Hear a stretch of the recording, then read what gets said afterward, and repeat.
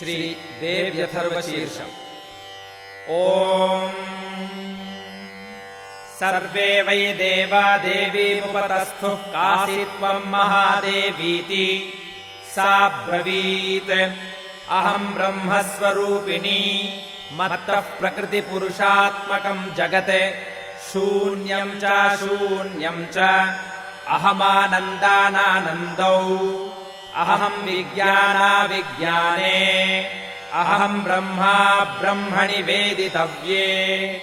अहम् पञ्चभूतान्यपञ्चभूतानि अहमखिलम् जगत् वेदोऽहमवेदोऽहम् विद्याहमविद्याहम् अजाहमनजाहम् अधश्चोर्ध्वम् च तिर्यक्षाहम्। अहम् रुद्रेभिर्वसुभिश्चरामि अहमादित्यैरुत विश्वदेवैः। अहम् मित्रावरुणाबुभौ बिभर्मि अहमिन्द्राग्नि अहमश्विनाबुभौ। अहम् सोमम् त्वष्टारम् पूषणम् भगम् दधामि अहम् विष्णुमुरुक्रमम् ब्रह्माणमुत प्रजापतिम् दधामि। अहम् दधामि द्रविणम् हविष्मते सुप्राव्ये यजमानाय सुन्वते। अहम् राष्ट्री सङ्गमनी वसूनाम् चिकुतुषी प्रथमा यज्ञियानाम्। अहम् सुवेपितरमस्य मूर्धन्मम योनिरप्स्वन्तः समुद्रे। य एवम् वेद स दैवीम् सम्पदमाप्नोति। ते देवा अब्रुवन् नमो देव्यै महादेव्यै शिवायै सततम् नमः। नमः प्रकृत्यै भद्रायै नियताः प्रणतास्मताम्। तामग्निवर्णाम् तपसा ज्वलन्तीम् वैरोचनीम् कर्मफलेषु जुष्टाम् दुर्गाम् देवीम् शरणम् प्रपद्यामहे सुरान्नाशयित्र्यै ते नमः। देवीम् वाचमजनयन्त देवास्ताम् विश्वरूपाः पशवो वदन्ति। सा नो मन्द्रेशमूर्जम् दुहानाधेनुर्वागस्मानुपसुष्टुतैतु। कालरात्रीम् ब्रह्मस्तुताम् वैष्णवीम् स्कन्दमातरम्। सरस्वती मदितिम् दक्षदुहितरम् नमामः पावनाम् शिवाम्। महालक्ष्म्यै च विद्महे सर्वशक्त्यै च धीमहि तन्नो देवी प्रचोदयात्। अदितिर्ह्यजनिष्टदक्षया दुहिता तव ताम् देवा अन्वजायन्त भद्रा अमृतबन्धवः। कामो योनिः कमला वज्रपाणिः गुहाहसा मातरिश्वाभ्रमिन्द्रः। पुनर्गुहा सकला मायया च कुरूच्यैषा विश्वमातादिविद्योम्। एषात्मशक्तिः एषा विश्वमोहिनी पाशाङ्कुशधनुर्बाणधरा। एषा श्रीमहाविद्या य एवम् वेद स शोकम् तरति। नमस्ते अस्तु भगवति मातरस्मान् पाहि सर्वतः। सैषाष्टौ वसवः सैषैकादश रुद्राः सैषा द्वादशादित्याः। सैषा विश्वे देवाः सोमपा असोमपाश्च। सैषा यातु धाना असुरा रक्षांसि पिशाचा यक्षाः सिद्धाः। सैषा सत्त्वरजस्तमांसि सैषा ब्रह्म विष्णुरुद्ररूपिणी।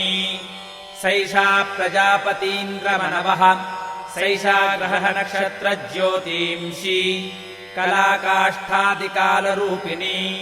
तामहम् प्रणौमि नित्यम् पापापहारिणीम् देवीम् भुक्तिमुक्तिप्रदायिनीम्।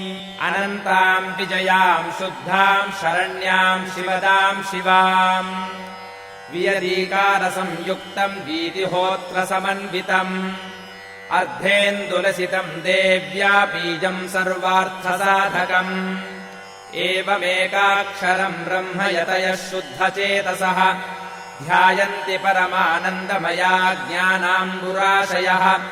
वाङ्माया ब्रह्मसूस्तस्मात् षष्ठम् वक्रसमन्वितम्। सूर्यो वामश्रोत्रबिन्दुसंयुक्तष्टात् तृतीयकः।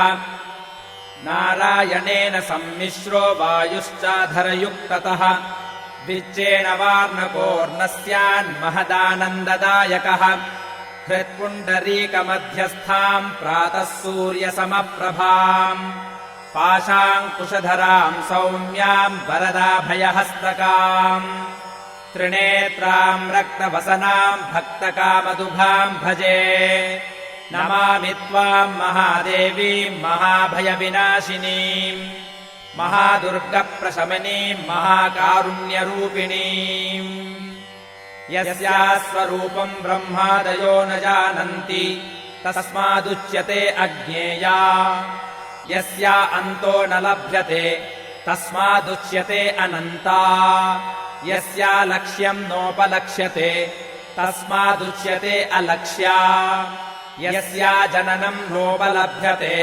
तस्मादुच्यते अजा एकैव सर्वत्र वर्तते तस्मादुच्यते एका एकैव विश्वरूपिणी तस्मादुच्यते नैका अत एवोच्यते अज्ञेयानन्ता लक्ष्या जैका नैकेति मन्त्राणाम् मातृका देवी शब्दानाम् ज्ञानरूपिणी ज्ञानानाम् चिन्मयातीता शून्यानाम् शून्यसाक्षिणी यस्याः परतरम् नास्ति सैषा दुर्गा प्रकीर्तिता ताम् दुर्गाम् दुर्गमाम् देवीम् दुराचारविघातिनीम् नमामि भवभीतोऽहम् संसारार्णवतारिणीम् इदमथर्वशीर्षम् योधीते स पञ्चार्थवशीर्षजपफलमाप्नोति इदमथर्वशीर्षमज्ञात्वा योर्चाम् स्थापयति शतलक्षम् प्रजप्त्वापि सोर्चासिद्धिम् न विन्दति शतमष्टोत्तरम् चास्य पुरश्चर्याविधिः स्मृतः दशवारम् पठेद्यस्तु सद्यः पापैः प्रमुच्यते महादुर्गाणि तरति महादेव्याः प्रसादतः सायमधीयानो दिवसकृतम् पापम् नाशयति प्रातरधीयानो रात्रिकृतम् पापम् नाशयति सायम् प्रातः प्रयुञ्जानो अपापो भवति निशीथे तुरीयसन्ध्यायाम् जप्त्वा वाक्सिद्धिर्भवति